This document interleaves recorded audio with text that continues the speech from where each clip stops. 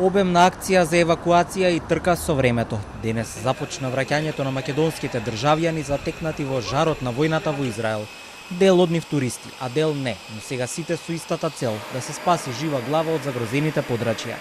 Министерството за надворешни работи информира дека евакуирани се 20 на македонски државјани.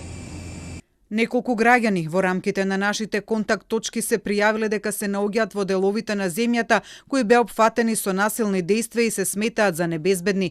Нашата амбасада во Тел Авив, како и контакт центарот во Скопје во постојан контакт со нив и активно се работи за да се обезбеди нивен трансфер на безбедна локација од каде би можеле да бидат упатени кон дома.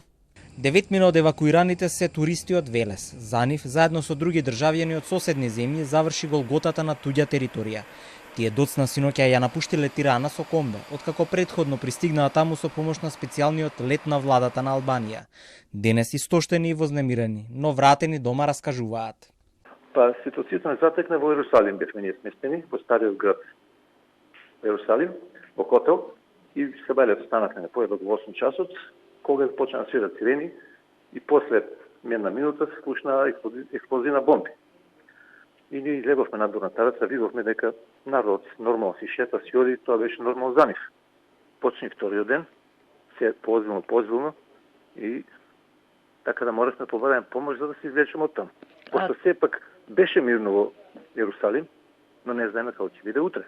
Премиерот Ковачевски ја потврди информацијата и посочи дека досега е стапено во контакт со 50 наши државјани кои во моментов се наоѓаат во Израел и кои побарале помош од МНР за евакуација.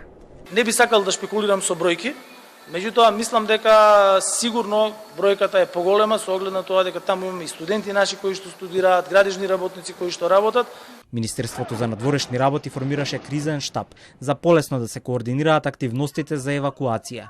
Според досегашните проценки, 100 до 200 македонски државјани се пријавиле дека престојуваат во загрозените подрачја.